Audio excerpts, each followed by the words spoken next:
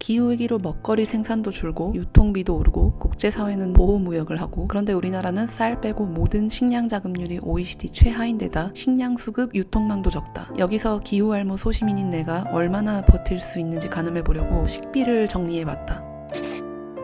내 한 달 식비는 약 37만 원이다. 외식도 적은 편이고 배달 음식도 안 먹는데 군것질에 약해서 스트레스 받으면 편의점 먹거리를 자주 사 먹는다. 근데 내 월급은 내 나이대 중위소득보다 낮다. 소득이 적을수록 생활비에서 식비 비율이 커지는데 하위 20% 계층은 식품비 지출이 40%란다. 여기에 하늘로 치솟는 농식품 물가를 고려하면 월급이 오르는 걸 가정해도 매우 팍팍하게 살아야 한다. 지금 나는 쌀, 계란, 두부, 콩나물을 정기배송으로 받아 먹는다. 근데 식품 중에서 제일 많이 가격이 오르는 건 과일, 채소 같은 신선식품이다. 농사 지을 줄도 모르고 땅도 없어서 식량 수급 방법이 사 먹는 것 말고는 없는 평균 이하 소득자인 내 밥상은 점점 가공식품, 패스트푸드로 채워지겠지. 그럼 내 건강은? 너무 무서워서 온오프라인으로 식량난 떠들고 다니다가 누가 말해줘서 퍼머컬처를 알게 됐다. 탄소를 발생시키지 않고 지속가능한 농법이고 뭐라 설명이 많았는데 무엇보다 꽂힌 건 자급과 자립이라는 키워드, 그리고 게으른 사람을 위한 손이 덜 가는 농법이라는 거였다. 퍼머컬처를 알려줄 기후 선배 발견. 800여 평의 퍼머컬처 현장 발견. 같이 갈 기후 동료들 발견. 도시에서 농촌에서 자급자족을 할 수 있는 방법을 직접 터득하고자 그냥 도시 생활에 너무 지쳤고요. 농사 생활이 배우고 싶어서 저 좀 살려주세요. 모든 생명체가 땅으로부터 진짜 건강한 먹거리를 얻을 수 있는 그날까지 이제 식량이라는 것에 대해서 이제 직접 눈으로 볼 수 있는 기회가 얼마 없다 보니까 나는 기후 좀비로 변신. 식량난 생존 훈련 시작. 한 전체의 한 70%는 제가 자급하는 것 같아요. 그리고 저도 채식을 하니까 나머지 별로 딱히 사 먹을 게 없고요. 제 밭도 있고 저는 또 전국에 퍼머컬처를 돌아다니다 보니까 밭이 이 밭도 있고 저 밭도 있고 되게 많아요. 정말 먹을 게 너무 많아요. 얼마나 일하세요? 저는 한 일주일에 한 2시간? 기준으로 하면 제 밭은 제가 한 2주에 한 번씩 가는데 하루에 한 4시간에 6시간이라니까 그 정도밖에 안 되는 것 같아요.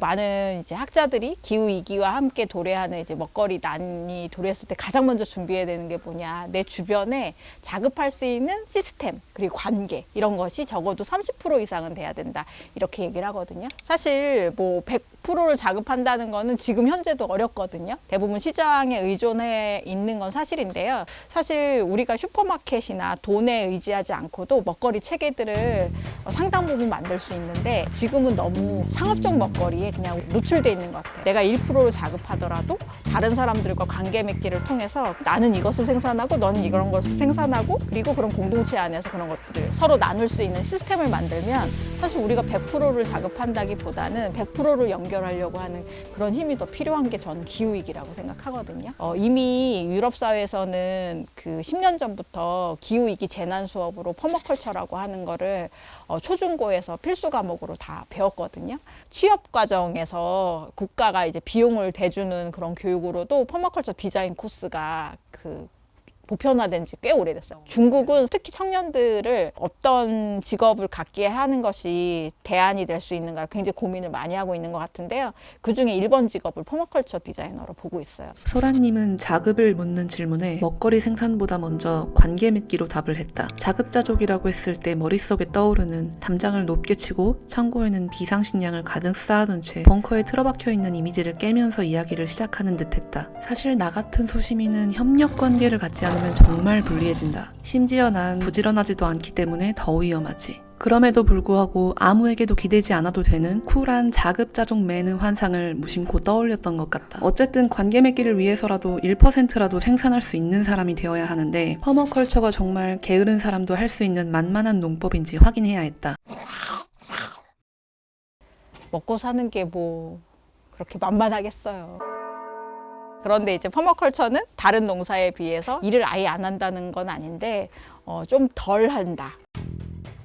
자연을 좀 닮게 만들면 만약에 농약이나 뭐 기계로 했던 거를 자연이 대신한다. 그래서 우리는 그런 표현을 용역을 준다 이렇게 얘기하거든요. 벌레를 우리가 퇴치를 해야 되는데 농약을 치지 않고 천적을 이용한다든지 꼭 내가 하지 않아도 할 수 있는 자연의 많은 용역들이 있는 것 같아요. 퍼머컬처에서는 되도록이면 풀을 뽑지 않고 풀을 잘라서 이것으로 멀칭을 하면 미생물도 살고 또 거기 안에 또 탄소가 저장이 되고 거기에 또 동시에 풀도 덜 나거든요. 그래서 이것을 3번에 한꺼번에 할 수 있기 때문에 키올 같은 경우에는 우간다에서 처음 시작된 채마밭 형태였고 후굴컬처 같은 경우에는 그 밭의 안쪽에다가 목질화가 많이 된 그 폐목재 같은 것들을 많이 넣어서 사람이 서서 농사 지을 수 있는 높은 정원이라고 볼 수 있거든요. 스파이럴 같은 경우에는 이렇게 나선형으로 되어 있어서 그 식재 면적을 좀 넓히고 뭐 이런 형태거든요. 뭐 한 평을 만들어도 2평처럼 만들고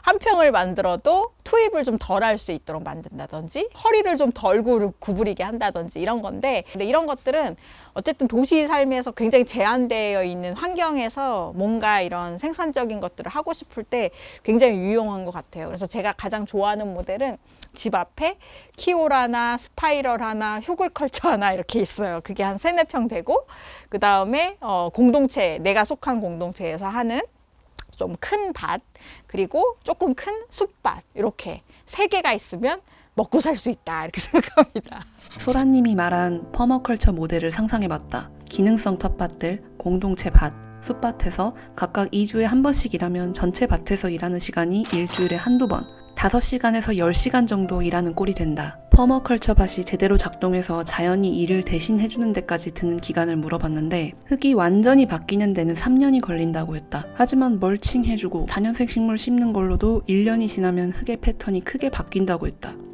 이 일의 양만 생각하면 해볼만 한 거 아닐까? 하지만 중요한 건 그 정도 일했을 때 생산이 얼마나 되냐는 거였다. 기존 농업과 비교했을 때 생산성이 너무 뒤처져 버리면 의미가 없지 않을까? 관행농은 제가 보기엔 산출이 많이 되는 건 맞습니다. 왜냐하면 투입도 굉장히 많이 하잖아요. 우리가 소위 돈으로 환급될 수 있는 것만 생산성이 좋은 거라고 이렇게 생각하잖아요. 퍼머컬처는 다년생을 중심으로 심으니까 한 번 심잖아요. 그리고 크게 투입하지 않아요. 그 안에서 자연적으로 나오는 거를 중심으로 먹다 보니까 다양성이 굉장히 넘치고 종류가 아주 많고 그리고 지속적으로 생산되거든요. 자급의 입장에서 보면 그것은 굉장히 생산성이 좋고 가치가 좋은 거죠. 그래서 제가 보기에는 한 3년 정도 지나면 관행농에 비해서 한 5배는 생산성이 높고 실제로 투입도 거의 하지 않습니다. 4인 가구가 만약에 그 자립을 한다면 50평 정도면 퍼머컬처 밭으로 충분히 다 자립할 수 있다 이렇게 보통 얘기하는데, 저 같은 경우에는 이제 숲밭을 보통 하니까 저 같은 경우는 더 생산성이 높은 것 같거든요. 제 밭에 약간 숲처럼 되어 있는데 다 먹을 수 있어요. 바닥에 나오는 풀들도 먹을 수 있으니까 40평 기준으로 하면 한 30명 이렇게 볼 수 있는 것 같고요. 보통 논도 4인 가구가 1년 먹는데 400평 얘기하거든요. 그런 걸 보면은 좀 숲밭이 훨씬 생산성이 높은 편인 거라고 생각하거든요. 생산성을 수익이 아닌 자급을 기준으로 따지니까 결과물의 가치에 대해 조금 더 유연하게 생각해도 될 것 같았다. 자급자족을 바란 건 내 한 몸 건사하는 것도 빠듯한 현실 때문이었지만 사실 나는 나이를 먹으면서 적어도 3-4명 정도는 챙길 수 있는 사람이 되고 싶었다. 그게 내가 생각하는 어른의 이미지다. 소라님이 말한 퍼머컬처 모델을 상상해봤다. 그곳에서 나 이외의 몇 명의 먹거리까지 자연스럽게 챙겨주는 나. 상상해봐도 좋을까? 그래도 될까요? 공동체를 어서 만나셔야 돼요. 혼자서 퍼머컬처 하기는 굉장히 어렵거든요. 농사는 몇 년이 사실 지나야 농사라고 하는 전반적인 개념에 대해서 좀 알 수 있고, 이 절기에는 내가 이걸 해야 되는구나, 이땐 이걸 먹어야 되는구나, 그런 감각을 알게 되는 건데, 사실 그거는 삶에서 예전에는 생존에서 아주 필수적인 거였는데 지금은 아무도 알려주지 않잖아요. 그런 것들 서로 같이 모여서 교류하고 정보를 나누고 같이 할 수 있는 일들을 찾아보는 건데, 기후위기가 가속될수록 이런 역할들이 더 중요한 것 같아요. 그래서 저희가 한국에서도 퍼머컬처 네트워크를 만들었고, 또 해외에서도 그런 정보들을 서로 알기 위해서 퍼머컬처 네트워크를 만들었거든요. 그래서 여러분도 혹시 퍼머컬처에 관심이 계시거나 내 주변에 그런 밭이나 교육하는 데들을 찾고 싶으시면은 퍼머컬처 네트워크를 찾아보시면 될 것 같습니다. 농사를 전업으로 삼지 않으면서 퍼머컬처를 실행하는 사람들이 있는지 물어봤는데 여기 수락텃밭 공동체도 그런 사람들이 대부분이라고 했다. 그리고 퍼머컬처라는 개념이 농업에 국한된 게 아니라 지속 가능한 문화까지 아우르는 것이기 때문에 특히 해외에서는 퍼머컬처를 삶의 한 축으로 삼고 자기 직업 안에서 풀어나가는 사람들도 많다고 한다.